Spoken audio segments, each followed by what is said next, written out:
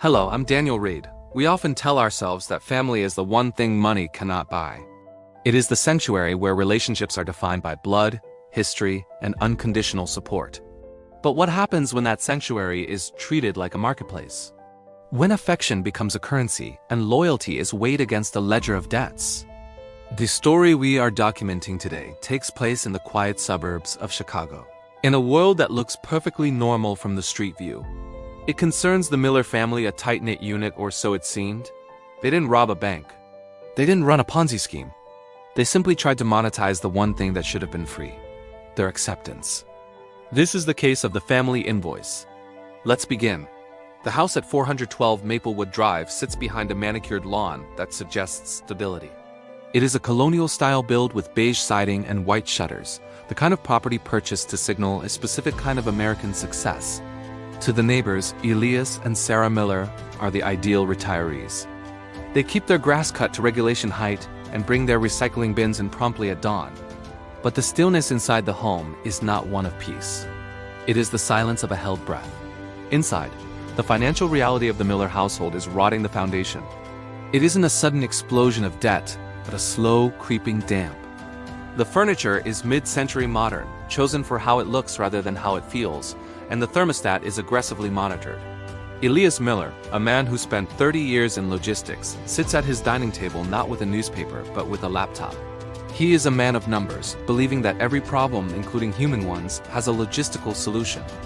If there is a deficit, a resource must be exploited. Elias stares at a spreadsheet. The reflection of the grid is visible in his glasses. Beside him, a letter from the bank lies open, a denial for a home equity line of credit. The walls are closing in. He does not see family members. He sees underperforming assets. And his most accessible asset is currently working a double shift 20 minutes away. Lena Miller, 26 years old, wipes down the espresso machine at a coffee shop on the other side of town. She is the youngest daughter, the one who stayed behind while her siblings moved to the coasts. She is the peacemaker, the one who answers the phone on the first ring. She works 50 hours a week, saving for a nursing degree that always seems just out of reach, driven by a desperate need to make her parents proud. She believes her presence is enough. She is wrong. Back at the house, the atmosphere shifts from anxiety to calculation. It is Tuesday evening. Elias paces the living room while Sarah sits on the sofa, her phone in her hand. She looks tired, her compliance worn thin by years of managing Elias's moods. He stops pacing and presents his plan. He calls it restructuring. He instructs Sarah to invite Lena to dinner on Sunday. He tells her to make the roast Lena likes. Sarah hesitates. Her thumb hovers over the screen. She knows on some level that this is not a dinner. It is a summons. But the habit of obedience is strong. She sends the text. To Lena, the message reads as love. Miss you. Come for dinner? Dad's making his famous potatoes. To Elias, it is the opening move in a negotiation Lena doesn't even know she is part of. Sunday arrives under a blanket of cold rain. Lena's rusted sedan pulls into the driveway, the headlights cutting through the gloom. She steps out, clutching a bottle of mid-range wine, and takes a deep breath before ringing the bell. She anticipates questions about her job, perhaps some gentle criticism of her dating life. She expects the comfort of routine. Inside, the dining room is set with precision. The roast beef sits in the center, steaming, flanked by porcelain dishes. But next to the placemats, the scene is wrong. There is a ledger, a calculator, a black ballpoint pen. The wine bottle Lena places on the table looks like a foreign object next to the stack of documents. Dinner begins with the mechanical clinking of silverware. The conversation is superficial talk of the weather, the neighbors, the price of gas. Elias asks about the coffee shop, inquiring about her tips and her savings account with an intensity that mimics concern but is actually an audit. Lena answers honestly, proud of the small nest egg she has managed to scrape together. She thinks he is impressed by her frugality. The shift happens at 7:42 p.m. Elias wipes his mouth with a napkin, folds it neatly, and places it on the table. He looks at Sarah. Sarah looks down at her plate, unable to meet her daughter's eyes. Lena, Elias says. His tone is not fatherly. It is the dry, authoritative voice of a bank manager addressing a delinquent client. We need to talk about your contribution. Lena stops chewing. Confusion clouds her face. Contribution? She asks, a nervous smile touching her lips. For dinner? Elias opens the folder. He slides a single piece of paper across the mahogany table. It is not a greeting card. It is a spreadsheet meticulously formatted. The columns are labeled with chilling specificity: room and board, ages 18 to 22. Educational expenses, transportation, emotional labor. We've been running the numbers, Elias says, his voice devoid of a tremor. We realized we've overextended ourselves on your behalf. It's time to balance the books. Lena stares at the paper. She sees charges for gas money from high school. She sees a fee for parental guidance. At the bottom, there is a staggering 5-figure sum titled Retroactive Living Expenses. She laughs, a jagged, uncertain sound. She waits for the punchline. Dad, she says, reaching for her wine glass. What is this? It is a bill, Lena, he replies, his face like stone. And we expect the first installment tonight. The warmth of the house evaporates, replaced by the cold, hard logic of a transaction. The trap has been sprung. The silence in the dining room was heavy, thick enough to be cut with a knife. For her 25th birthday, Lena Miller had expected a quiet dinner, maybe a small cake, a few heartfelt words from her parents. Instead, she sat across from her father, Elias, a man whose face had become a cold, unreadable mask. Her mother, Sarah, fidgeted nervously beside him, her gaze fixed on the tablecloth, refusing to meet Lena's eyes. Between them, on the polished wood of the table, lay a thick stack of papers. It wasn't a birthday card. Elias slid it across the table. His voice, when he finally spoke, was devoid of any warmth. Lena, this is for you.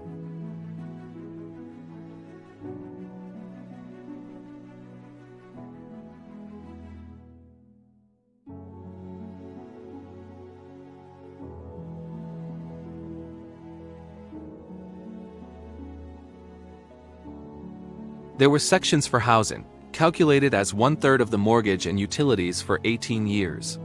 Food, clothing, school supplies, piano lessons she had begged for and then quit the braces on her teeth, summer camps. Even pocket money was listed, tallied up to the last cent. Her first car, a decade-old sedan he'd given her for her high school graduation, was listed at its full market value at the time. Tears welled in Lena's eyes, blurring the neat columns of figures. This wasn't just accounting, it was a weapon. Each line item felt like a judgment, a cold dismissal of every memory she held dear. The bedtime stories, the scraped knees he had cleaned, the piggyback rides, had they all been transactions? Why? She finally managed to ask, her voice choked with emotion. She looked from her father's stony expression to her mother's averted face. Mom? Why is he doing this? Sarah flinched but didn't look up. She just shook her head, a tear tracing a path down her cheek. Elias leaned forward, his eyes like chips of ice. Because it's time you understood the real world, Lena. You talk about your dreams, about starting your own business, about wanting to be independent. Independence is earned. It has a cost. This is the cost. You think I don't know that? Lena's voice rose, a mix of anger and hurt. I work 2 jobs. I've been saving every penny I can. I thought you were proud of me. Proud? Elias scoffed, a bitter, humorless sound. You've been living in a fantasy. We provided you with a launch pad, a foundation most people only dream of. And what have you done with it?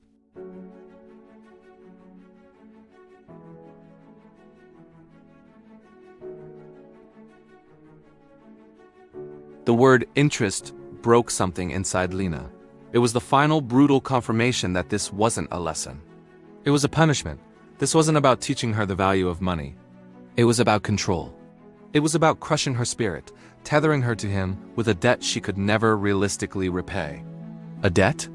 She repeated, her voice shaking with a fury she didn't know she possessed.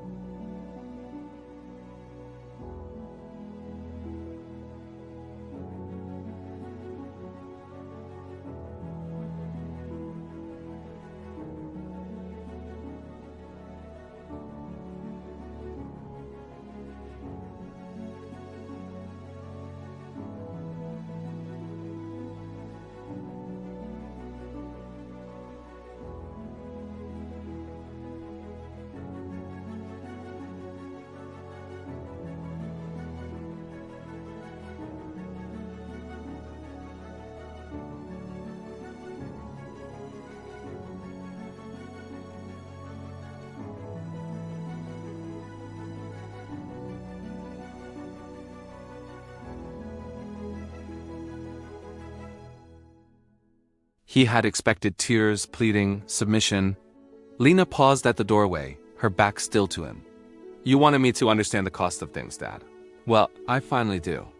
I understand the cost of your love, and it's a price I'm no longer willing to pay." She turned her head slightly, her eyes meeting his in the hallway mirror. They were clear, no longer filled with tears, but with a cold, hard resolve that mirrored his own. "I am not your investment to be collected. I am not your debt to be repaid. From this moment on, you have no daughter. The debt is cleared. Consider us even." With that, she opened the front door and walked out into the night, leaving behind the suffocating silence, the itemized list of a childhood for sale, and the two people who had just invoiced her for her life. The door clicked shut, a sound of finality that was more powerful than any number on a page.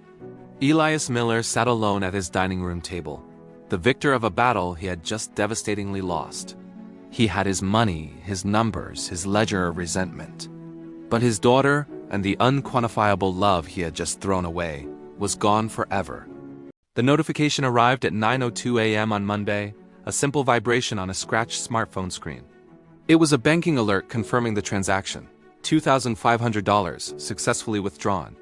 In the harsh fluorescent light of the coffee shop break room, Lena stared at the screen. The number represented 8 months of double shifts, skipped lunches, and denied pleasures. It was the foundation of her nursing degree. Now it was a line item in Elias Miller's ledger. But the money was only the beginning. The check was not a settlement, it was an admission of liability. By paying, Lena had validated the debt. She had accepted the premise that her existence was a service for which she had been delinquent in payment. The psychological shift in a victim of financial coercion often mirrors that of a prisoner. The world shrinks. The horizon, once wide with possibility, becomes a narrow corridor defined by what is owed. That afternoon, an email landed in Lena's inbox. The subject line read, Repayment Strategy and Asset Protection. Attached was a 20-page PDF. It wasn't just a receipt. It was a contract. Elias had spent the day drafting what he called a behavioral amortization schedule. It didn't just demand money. It demanded compliance to ensure the security of the investment. The document was a masterclass in control masked as financial prudence. Clause 4.2, titled Curfew and Risk Mitigation, stated that to prevent damage to the primary collateral, the vehicle, and the secondary collateral, the debtor's earning potential, late-night travel was now restricted. Clause 5.1, Dietary and Health Maintenance, required the debtor to maintain optimal health to avoid medical expenses that would supersede repayment obligations. Elias wasn't just claiming her money, he was claiming stewardship over her autonomy. He was managing her life like a failing subsidiary. A week later, the surveillance moved from the digital to the physical. The sky was the color of a bruised plum, and sleet was falling sideways as Lena walked toward her car after a shift. She stopped short. Elias was there, standing by the sedan in a heavy wool coat and leather gloves, holding a tire pressure gauge. He looked like a concerned father checking on his daughter's safety. To a passerby, it was a heartwarming scene. "Front right is low," Elias said, not looking at her. He stood up, brushing road salt from his knees. "Running on low pressure increases tread wear. Tires are expensive, Lena. You are depreciating the asset." Lena stood 5 feet away, clutching her apron, the steam from her breath coming in short, sharp bursts. She told him she was tired, that she had just worked 10 hours. Elias pulled a small notebook from his pocket and made a notation. Fatigue, he noted, led to errors. He informed her that he would need to add a surcharge to next month's invoice to cover the increased risk premium. He walked around the car, inspecting the bumper until he found a small scratch, no bigger than a fingernail. He ran his gloved finger over it and sighed, a sound of heavy, performative disappointment. When Lena explained it had happened at the grocery store, Elias shook his head. "It lowered the resale value," he said. He tapped the notebook. "Deductible. $200. Lena looked at the man who had taught her how to ride a bike and searched for a flicker of the father she knew. There was nothing, only the cold, dead eyes of an auditor. That night, alone in her apartment, Lena tried to reach out to the only other person who might understand. She video-called her older brother, Julian, in San Diego. Julian looked successful and unburdened, a man who had put 2,000 miles between himself and Maplewood Drive. When Lena explained the spreadsheet, Julian laughed, shaking his head. "Classic Elias," he said. I told you, Lee, you have to get out of there. When Lena explained that Elias had taken her savings and was now tracking her mileage, Julian's smile faded. He revealed that Elias had attempted the same tactic when he moved out a bill for educational overages. Julian's solution had been to tell his father to go to hell and block his number for 6 months. They're emotional vampires, Julian said, taking a sip of his beer. Dad's a control freak and Mom's his enabler. You think this is about money? It's not about money. He's got plenty of money. This is about keeping you on the leash. As long as you owe him, you belong to him. Julian offered advice, but he did not offer help. He was a survivor who had severed the limb to save the body. Lena was not yet ready to amputate. The following day, Lena went to the house to drop off the check for the maintenance fee. In the kitchen, Sarah was baking, the smell of cinnamon and sugar filling the air with a deceptive sense of comfort. Lena stood in the doorway and whispered to her mother that Elias was eating her alive, that she couldn't pay rent and the debt simultaneously, that she might have to quit school. Sarah froze. For a moment, the rhythm of her baking stopped. The silence stretched, tense and fragile. Then Sarah began to whisk again, faster this time, the metal scraping loudly against the glass bowl. She kept her back turned. "We all make sacrifices," Sarah said, her voice tight.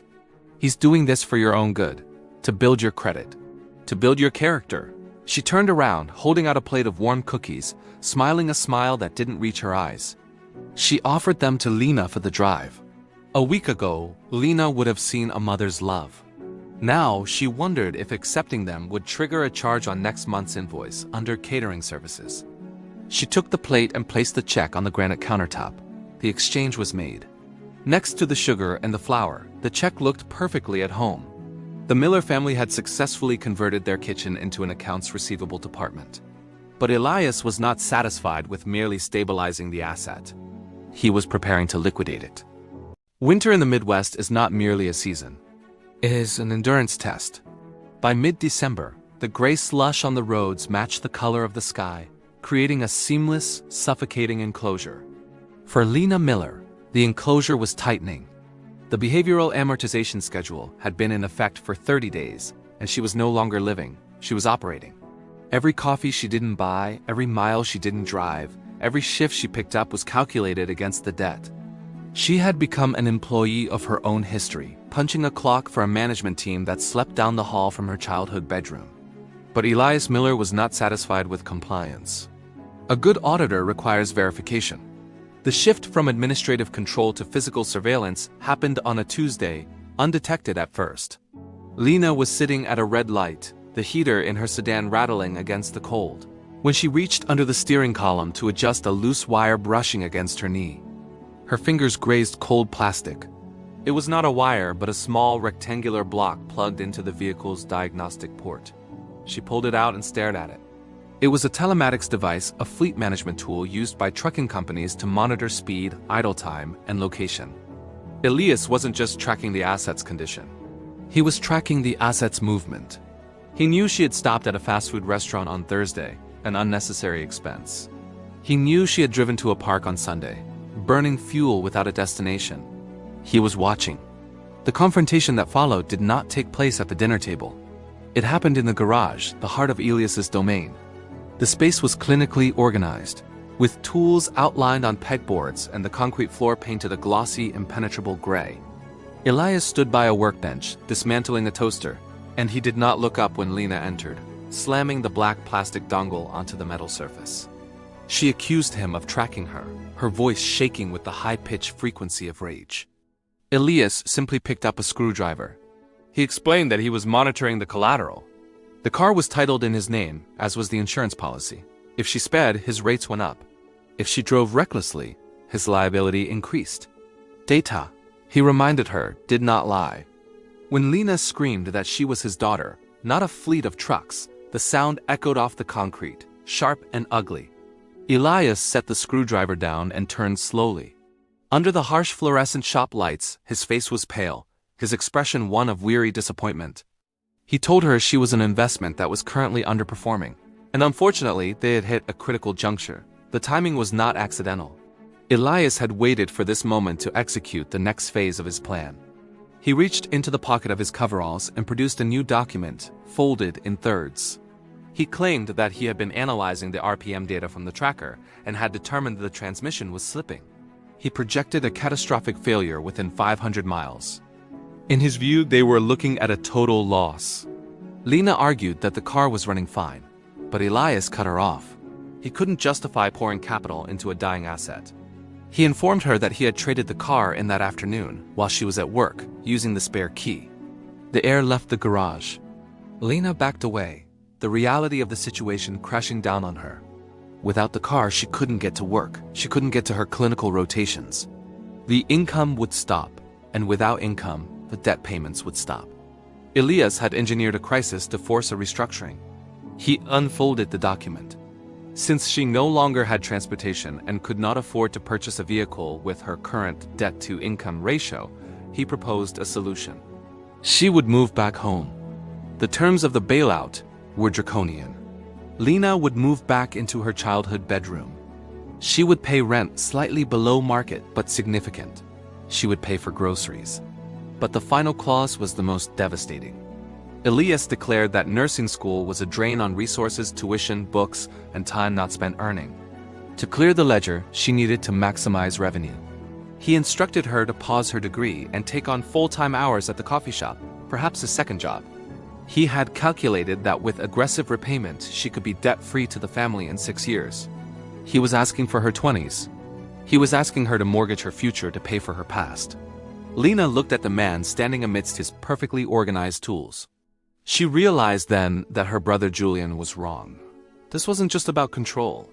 It was about cannibalism. Elias Miller was a man who felt the world owed him something: status, respect, security, and he was harvesting it from the only people who couldn't say no. She whispered a refusal.